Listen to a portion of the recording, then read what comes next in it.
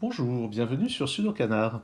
Dans cette vidéo, on va regarder un problème de Sudoku classique que j'ai composé pour le dernier Sudoku Grand Prix, le Round 4 qui était organisé conjointement par la France et la Hongrie. Donc c'était un classique assez facile, il y a 32 chiffres de données au départ, ce qui n'est pas toujours une garantie de facilité, mais en l'occurrence c'était le cas. Donc on peut voir que j'ai placé les chiffres 1, 2, 3, 4, 5, 6 comme ceci, et après j'ai bricolé le reste pour qu'il y ait une unique solution et que ça se résolve bien, et je crois que c'est le cas.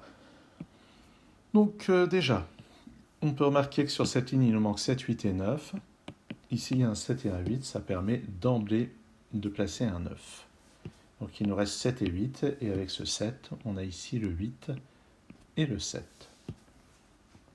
Sur cette colonne, il nous manque 8 et 9, et d'après le 9 qui est là, ça permet de placer ça et ça.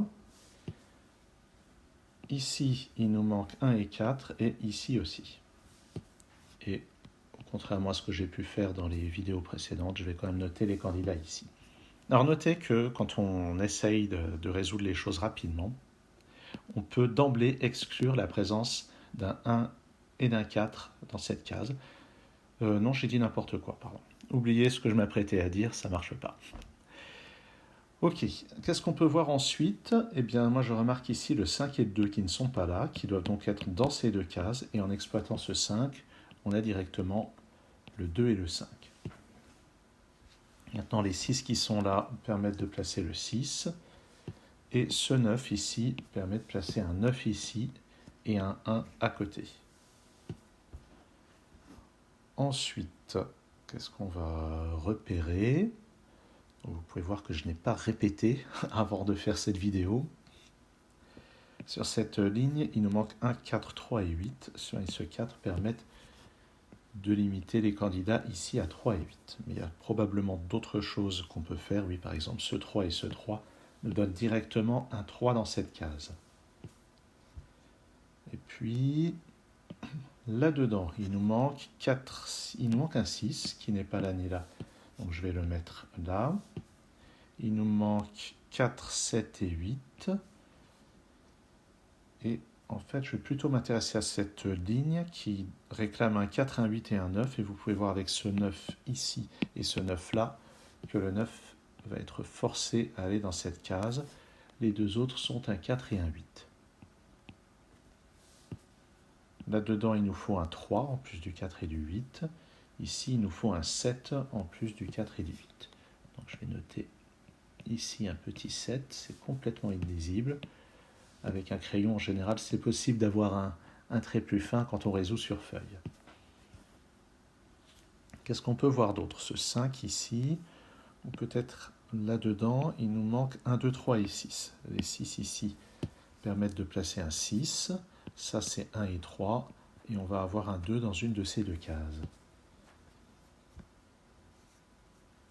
Et là-dedans, ah oui, il y a toujours l'ambiguïté du 1 et du 4. Dans cette colonne, il nous manque en fait un 4, 7 et 8. Donc 1, 4, 7 et 8. Ici, ça va donc être 1, 4 ou 8. Ici, 1, 4, 7. 1, 7, 8. 1, 4, 8. Bon. Le 5 et le 5, ça permet de placer un 5 ici. Il nous manque un 9 qui ne peut aller que là. Et ça pousse un 9 dans cette case. Dans cette colonne, maintenant, il nous faut un 7. Il n'est pas là, donc il est là. C'est donc un 4 ou un 8 qui va dans cette case. Et un 4 ou un 8 en bas. Et un 4, 8 ici. On peut noter à ce moment-là que cette ligne contient un triplet 1, 4 et 8 ici. Et par ailleurs, dans ce bloc, le 8 est forcément dans une de ces deux cases. Donc ça ne peut pas être un 8. 1, 4, 8, donc il nous reste 2 et 3 à placer ici. On n'a pas pour l'instant de quoi les résoudre, mais je note quand même la limitation du nombre de candidats. Par ailleurs, d'avoir éliminé le 8 ici nous donne une paire 1 et 4 dans ce bloc, ce qui permet d'éliminer ce 1. 7 et 8 ne sont pas dans cette case, et si on regarde ce qui se passe, ils sont en fait dans ces deux cases, 7 et 8. ce qui réduit les candidats ici, puisque là on a une paire 1 et 4, ici une paire 7 et 8, ça ne peut plus être que 2 ou 3. Et en fait ce chiffre est le même que celui-là. Un 4, 2 ou 3, on va donc avoir un 5 là-dedans, qui va être ici ou là, qui sera jumelé avec le 5 ici. Là-dedans, c'est 1, 4 et 7. Donc, je vais noter les candidats. Ici, 1, 3, 4 et 8. Et avec le 3 qui est là, ça nous restreint à 1, 3 et 4. Dans cette ligne, il nous faut un 2. Il n'est pas là, donc il va là. Et ça nous donne ce 3, ce 1, ce 2, ce 3 là-haut, ainsi que le 2 qui est là. Donc une grande cascade de déduction. Vous voyez que ce 3 permet de barrer celui-ci, ça nous donne une paire 1 et 4, qui permet de placer ce 8, ce 3, ce 7, ce 8, de barrer le 7 ici. Et nous avons tout un tas de paires 1 et 4, il va bien falloir à un moment ou à un autre que ça se résolve, de même que les paires 4 et 8, comme celle-ci. Dans cette colonne, qu'est-ce qui nous manque? Devinez, 4 et 8. Et grâce à ce 8, on peut les placer. Et là, d'un seul coup, ça va débloquer plein de choses. 1 ici, 4, 1, 4, 8, 1, 4, 1. Ça, c'est un 7, 4, 8 et 4, et 8 et 4. Voilà donc où était le déblocage. Au milieu, ça, c'est un 5, un 7, un 1. Et on finit avec un 5 ici.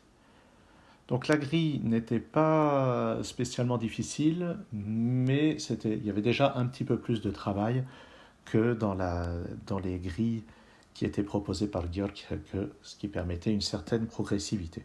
Et puis il se peut que j'ai raté des déductions encore plus simples, largement plus simples que celles que j'ai faites. Ça ne me surprendrait pas de ma part. Merci d'avoir suivi cette vidéo. À très bientôt sur Sudocanard.